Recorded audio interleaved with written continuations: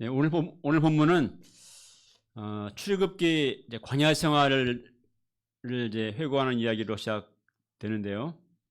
우리가 작년에 이제 출애굽기를 배웠지만은 출애굽기의 광야 생활은 이제 구원 이후 약속의 땅을 향해 가는 우리 신자들의 삶을 잘 상징해주고 있습니다. 광야를 간다는 것은 힘든 일이죠.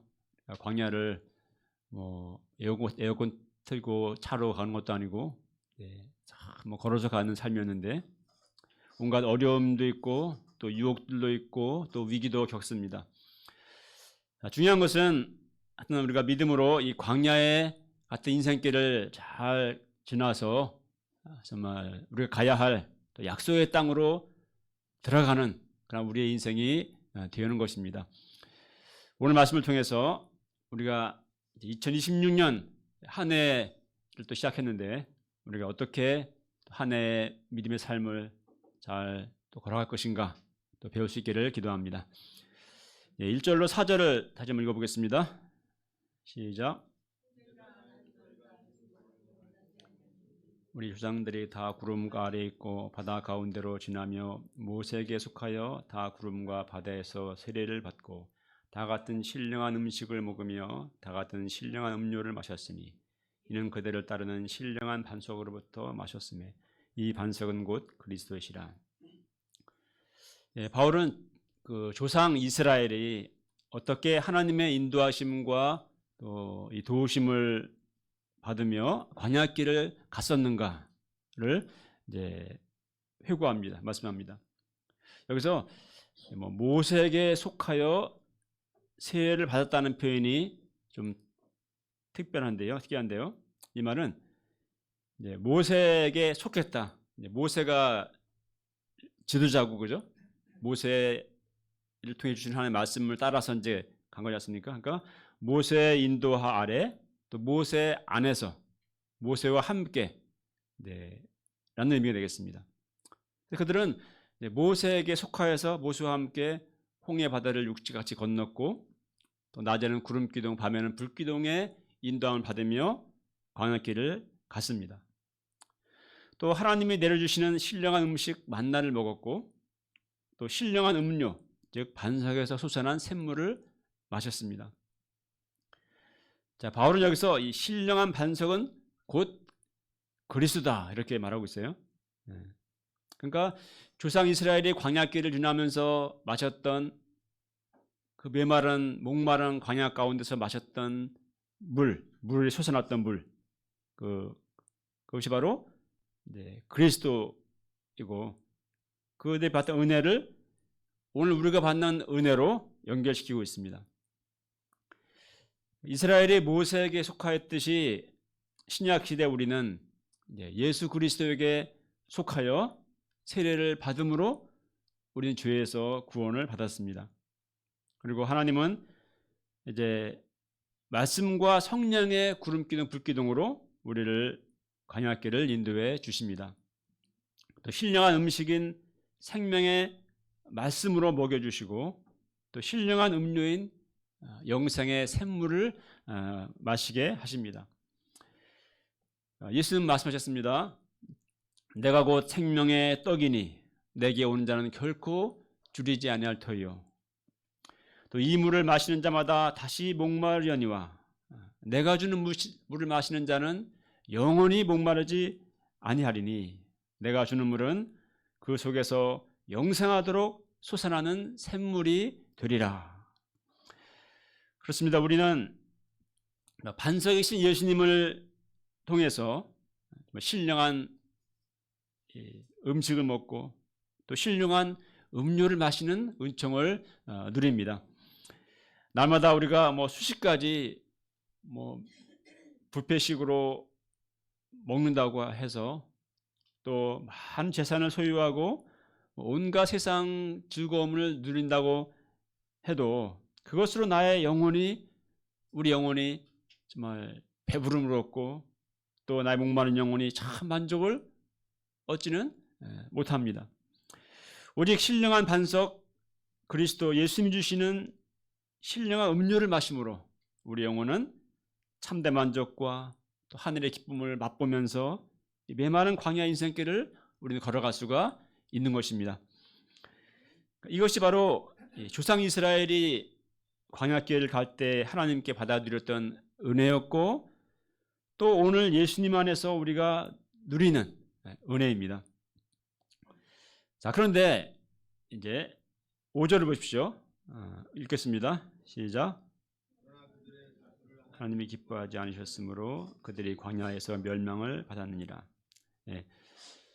자, 그토록 놀라운 은혜를 받았고 또 약속의 땅으로 향해 가던 그들 중에 다수가 왜 들어가지 못했고 또 광야에서 멸망을 받았습니까? 이걸 이제 경고하고 있어요, 바울이요. 이렇게 은혜 가운데 가던 이스라엘 백성들이 대다수가 약속의 땅에 못 가고 광야에서 그냥 도중에서 멸망했다라는 것입니다. 왜 그랬는가? 첫째로 우상 숭배하다가 멸망했습니다. 자, 7절 읽겠습니다. 시작. 그들 가운데 어떤 사람들은 같이 너희는 우상 숭배하는 자가 되지 말라. 기록된 바 백성이 앉아서 먹고 마시며 일어나서 뛰논다 함과 같으니라. 우리가 알듯이 모세가 십계명을 받으러 시내산에 들어간 그 기간을 못 참고 백성들이 금송아지 우상을 만들고 막 그 앞에서 막 먹고 마시고 뛰고 춤추며 축제하던 사건이죠. 네.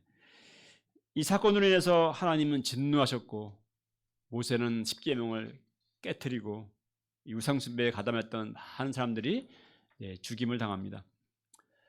둘째로 그들은 또 음행하다가 멸망받았습니다. 8절 읽겠습니다. 시작. 그들 중에 어떤 사람들이 음행하다가 하루에 23,000명이 죽었나니 우리는 그들과 같이 음행하지 말자. 예, 그 시딤에 머물 때 백성들이 모압 이방 여자들과 음행하였고 또 그들의 신들의 초대를 받아가서 먹고 그 신들에게 절하고 했던 그 소위 바알부올 사건입니다. 이로 인해 하나님은 진노하셨고 연병으로 많은 백성들이 또 멸망을 받아 죽었습니다. 셋째로 그들은 또 하나님을 시험하다가 멸망받았습니다. 9절입니다. 시작. 그들 가운데 어떤 사람들이 주를 시험하다가 뱀에게 멸망하였나니 우리는 그들과 같이 시험하지 말자. 광야길이 힘들다고 불평하다가 이제 이 불뱀에 물려서 많이 죽었죠. 넷째로 그들은 원망하다가 멸망받았습니다. 10절입니다. 시작. 그들 가운데 어떤 사람들이 원망하다가 멸망시킨 자들에게 멸망하였나니 너희는 그들과 같이 원망하지 말라. 특히 원망은 광야 생활 동안 이스라엘 백성들의 아주 주특기와 같은 그러한 죄 문제였습니다.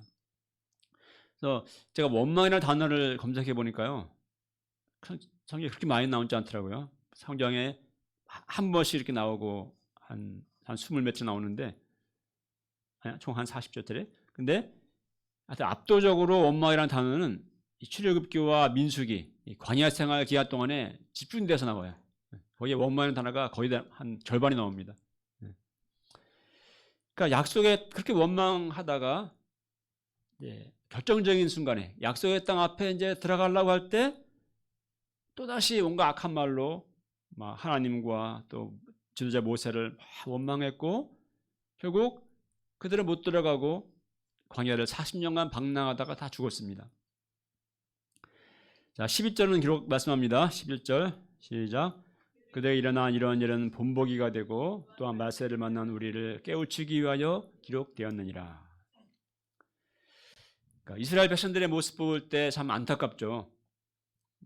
아니 그렇게 하나님의 능력을 체험하고 은혜를 받았는데 왜 그렇게 금방 우상숭배에 빠질까? 왜 이렇게 좀 힘들다고 주님을 금방 의심하고 또 시험할까? 또 왜 믿음을 갖지 못하고 그렇게 원망을 할까 하는 생각이 듭니다. 하지만 사실은 우리도 똑같습니다. 우리도 똑같은 상황, 어려움이 처할 때 똑같이 반응합니다. 이건 이스라엘 남 얘기가 아니고 오늘 우리의 모습도 또 그렇습니다. 우상 숭배를 말할 때 요즘에 오늘날의 돈이 우상인 시대죠. 제가 지난주 한번 카페에 앉아 있었는데 카페 가니까 좌우 테이블에 아줌마들이 몇 명씩 모여서 이야기하고 있더라고요. 남편들은 직장 가서 돈 벌어 갔는데 부인들은 이제 카페 여기저기 앉아가지고 이제 좀 이야기를 수다를 하고 있는데 왼쪽 테이블에 있는 분들을 들어보니까 전부 다 이제 뭐 부동산 투자한 이야기 막 하고 있고, 또 오른쪽에 있는 테이블에 오른쪽에 있는 또 여자 아줌마들 보니까 계속 주식 얘기를 하고 있고 그래서 그 모습 보면서 요즘 시대가 이렇구나 정말 그걸 바로 팍 느낄 수가 있었습니다. 정말 이런 시대입니다. 이런 시대 우리도 정말 깨어있지 않으면은 하나님은 이제 어디 가고 하나님과 영적인 소망은 사라지고 온통 우리도 돈을 우상으로 숭배하는 자가 되어버리기 쉽습니다. 또 오늘날 얼마나 음란한 시대입니까? 음란하고 육신적인 시대에 우리도 음행의 유혹에 넘어가져서 우리의 신앙과 또 가정, 삶에서 파탄나게 될 수가 있습니다. 또 삶이 참 힘들고 어렵죠. 어려움 광야처럼 퍽퍽하고 참 힘든데 이런 힘든 걸 겪는 가운데서 하나님이 나와 함께 계시는 것인가 의심에 빠지고 또 원망함으로 인해서 원망이 가득하여서 구원의 은혜를 또 감사를 잃어버리고 믿음의 길에서 실족하게 될 수 있습니다. 자, 12절을 말씀합니다. 12절 읽겠습니다. 시작.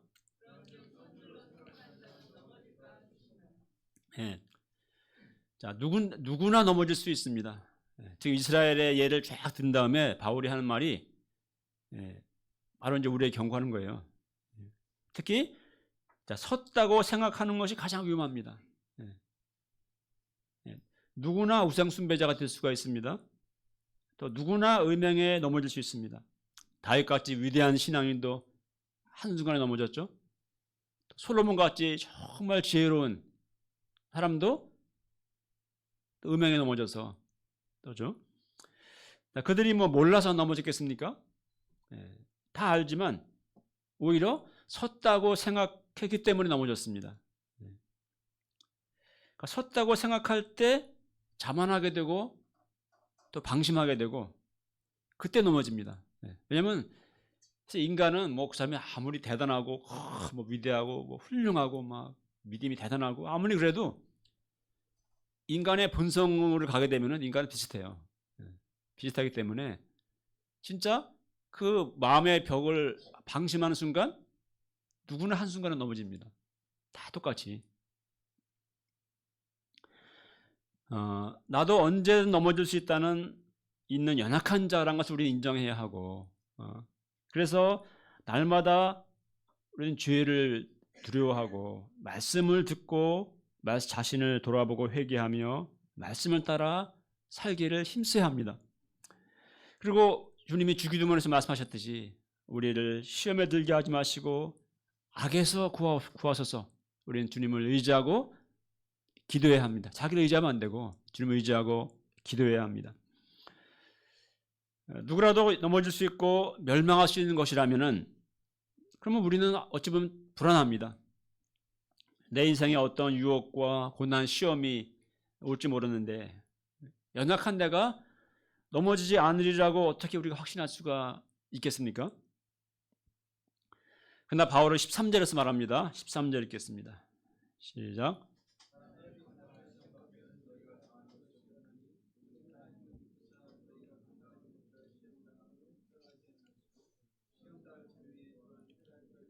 너희로 능히 감당하게 하시느니라. 자, 우리가 이것을 확신할 수 있는 근거는 우리를 택하여 주시고 구원하신 하나님은 어떤 분이시다? 믿으신 분이기 때문입니다.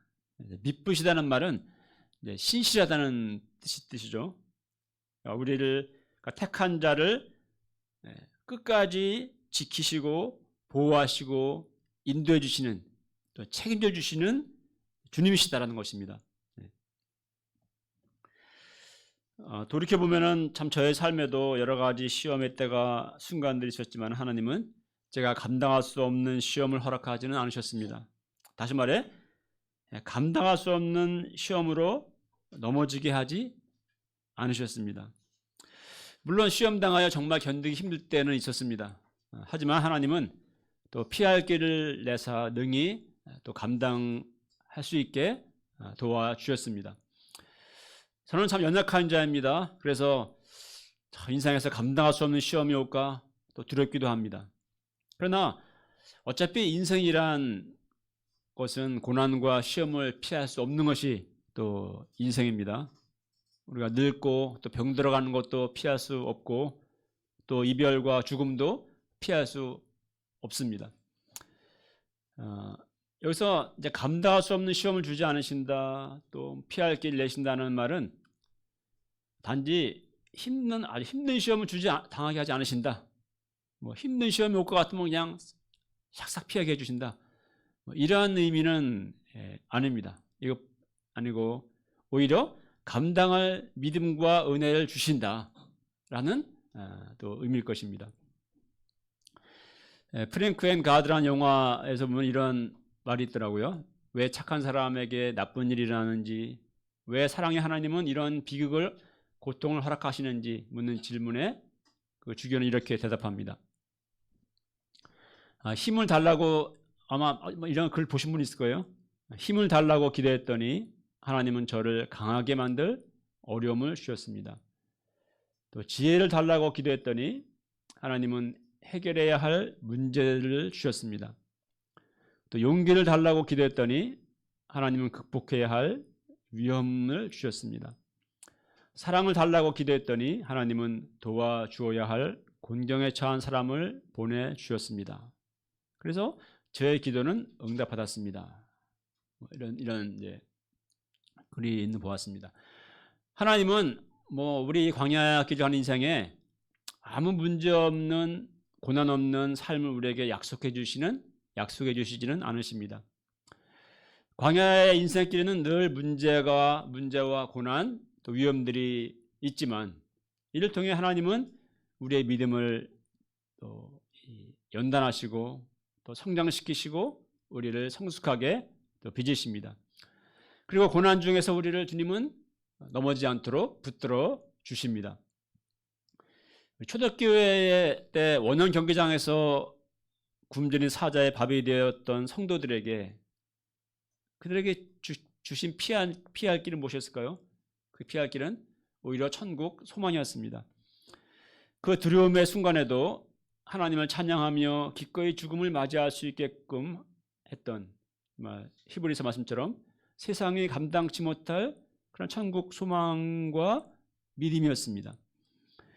믿으신 하나님, 신실하신 하나님은 인생 끝날까지 우리를 붙들어 주실 것입니다. 우리가 겸손히 말씀을 붙들고 기도하며 주님을 의지한다면 하나님은 우리로 모든 시험들을 능히 감당케 하시고 또 약속하신 영원한 주님 나라에 이르게 해주실 것을 믿습니다. 14절부터는 이제까지 이야기가 어떤 일반적인 이야기를 했다면 14절부터는 고린도 교회의 그 당시 구체적인 문제, 바울이 정말 말하고자 했던 그런 구체 문제를 다룹니다. 먼저 14절부터 22절에서는 우상 숭배를 피하라고 경계합니다. 이게 당시 고린도는 이제 쾌락적인 도시였지만 또 우상 숭배 도시였죠. 우상 숭배가 하나의 문화였어요, 문화. 그래서 신자들 중에서는 예전에 믿기 전에 그랬듯이 우상숭배, 성전의 우상숭배 제사에 참석하는 사람들이 있었다는 것입니다. 아마 그들은 이렇게 생각했을 거예요. 나는 하나님을 믿지, 나는 우상을 믿지는 않아. 나는 인간관계상 나는 그냥 참석하는 것일 뿐이야. 내 신앙에는 아무런 지장이 없어. 이렇게 자신했습니다. 근데 바울이 볼 때 오히려 그것이야말로 섰다고 생각하는 교만인 것이고, 이렇게 경계선이 허물어지다 보면은 우상숭배 점점 이제 친숙해지고 또 물들게 되고 혼합주의 신앙으로 빠져들어가게 될 그런 굉장히 위험한 행동이었습니다. 그래서 바울은 우상숭배하는 제사에 참석하고 음식을 함께 먹고 한 것 자체가 예. 나는 하나님 믿는다고 할지라도 이미 그 자체가 이미 귀신의 제사에 참여하고 있는 것이고 귀신과 교제하고 있는 것이고 우리는 주님의 식탁과 또 귀신의 식탁에 겸하여 참여할 수 없는 것이다 라고 말합니다. 23절부터는 이제 우상에게 바쳐졌던 음식을 먹는 문제를 다룹니다. 당시 고린도에는 한 10개의 신전이 있었다고 합니다. 그래서 이제 시장에서 파는 음식의 상당수는 이제 신전 제사에 바쳐졌다가 나온 그런 음식이었습니다. 음식에 대한 올바른 지식은 땅에 있는 모든 것은 다 하나님이 주신 것이니 믿음으로 또 감사함으로 먹으면 된다라는 것이 바른 지식입니다. 고린도 교회 어떤 신자들은 이런 지식과 믿음이 있었습니다. 올바른 지식을 가진다는 것은 좋은 일입니다. 근데 문제는 그렇지 못한 신자들, 우상에 바쳐진 음식을 대해서 굉장히 뭔가 거부감 또 정죄감을 느끼는 그런 이제 형제들도 있었다는 것입니다. 그럼 어떻게 해야 합니까? 그거는 저 사람이 믿음이 없으니까 믿음을 가져야지 하고 믿음이 없는 그 사람의 문제로 그냥 여기고 나는 믿음이 있고 나는 무엇이든 먹을 자유가 있으니까 하면서 그냥 내가 원하는 대로 이렇게 먹으면 되는 것입니까? 실제 그렇게 행동하는 신자들이 고린도 교회에 있었다는 것이죠. 이런 자들을 바로 말합니다. 23절과 4절을 읽겠습니다. 시작. 모든 것이 가하나 모든 것이 유익한 것이 아니요 모든 것이 가하나 모든 것이 덕을 세우는 것은 아니니 누구든지 자기의 유익을 구하지 말고 남의 유익을 구하라. 우리에게는 뭐 그게 명백한 죄가 아닌 다음에야 우리는 그리스도 안에서 무엇이든 할 수 있는 자유가 있습니다. 그죠? 자유가 있어요. 하지만 내가 내 자유라면서 내가 행동하는 그것이 어떤 연약한 형제에게는 그 순간에 마음에 걸림이 될 수 있고 또 시험 들게 하는 것이 될 수가 있습니다. 그렇다면은 내 유익만 생각하고 나는 그렇게 할 자유가 있어. 이거 뭐 죄가 아니야. 하면서 할 것이 아니라 남의 유익을 추구해라. 다른 사람들의 유익을 생각하고 또 공동체의 덕을 생각하고 하라는 것입니다.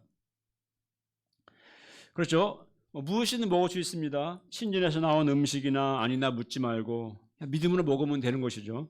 하지만 어떤 상황에서는 또 먹으면 안 된다는 것입니다. 그죠? 이거 모든 면에서 그렇죠. 내가 이거 할 수 있어. 그러나 어떤 상황에서는 하면 안 돼. 그죠? 어떤 형제에게 힘든 것이 되고 시험이 될 수 있으니까. 자, 그러면 그 기준이 무엇입니까? 31절을 읽겠습니다. 31절. 시작. 그런즉 너희가 먹든지 마시든지 무엇을 하든지 다 하나님의 영광을 위하여 하라. 자, 먹어야 하느냐, 먹지 말아야 하느냐, 내가 이렇게 해야 되는가, 이렇게 하지 말아야 되는가. 그 기준은 하나님의 영광입니다. 그것이 내가 지금 이렇게 행동하는 것이, 이거 하는 것이 하나님께 영광이 되느냐, 아니면 하나님께 영광이 되지 않고 사람들에게나 또 교회에서나 걸림돌, 거치는 것이 되느냐입니다. 예를 들어 학생이라면 열심히 하나님의 영광을 위해서 열심히 공부하는 건 좋은 일이죠. 그죠? 근데 예를 들어서 내일 시험이니까 학원 가야 되니까 예배는 내 예배 드릴 때냐, 예배는 빠지고 나는 공부만 하겠다 한다면은 하나님의 영광을 위해서 하는 것은 영광을 위해서 하는 공부가 아닐 것입니다. 우리가 먹든지 마시든지 무엇을 하든지 하나님의 영광을 위해서 해야 할 것입니다. 우리가 공부를 하든지 놀든지 또 운동을 하든지 직장 생활을 하든지 사업을 하든지 자녀를 키우든지 다 하나님의 영광을 위해서 해야 하겠습니다. 하나님의 영광을 위하여, 이건 우리 종교계 전 칼빈의 삶의 좌우명이었는데요. 이것이 우리 인생의 제일 드는 목적이자 또 우리 삶의 모든 행동들 또 판단과 선택들에 있어서 기준이 되어야 할 원리입니다. 결론적으로 믿는 우리는 예수님께 속하여 구원을 받고 또 성령의 인도하심을 받으며 신령한 음식을 먹고 신령한 음료를 마시는 복된 은혜를 누린 삶을 살고 있습니다. 광야의 인생길이 고되고 또 유혹들이 있고 시험들이 있습니다. 그러나 우리는 조상 이스라엘과 같이 우상 숭배, 또 음행, 또 시험, 원망하다가 넘어진 자가 되지 말아야 하겠습니다. 믿으신 하나님을 믿고 오직 주의 말씀을 붙잡고 천국 가는 이 믿음의 인생길을 끝까지 잘 걸어가야 하겠습니다. 자기 유익만 구함으로 우리가 사람들에게 또 공동체에 거친 자가 되지 말고 우리 모두 먹든지 마시든지 무엇을 하든지 하나님의 영광을 위해서 하는 삶을 살아가는 우리 모두 될 수 있기를 간절히 기도합니다. 네, 읽겠습니다. 31절 시작.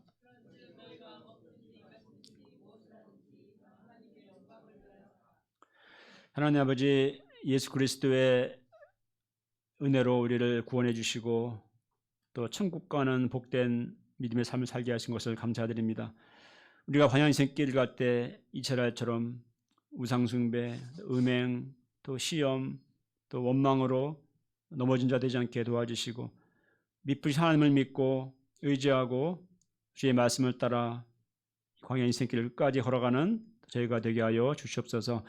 우리가 무엇을 하든지 하나님의 영광을 위해서 하라는 말씀처럼 이 말씀을 붙잡고 이 말씀대로 하나님의 영광을 위해 살아가는 삶을 또 살게 하여 주시옵소서. 예수님의 이름으로 기도합니다. 네.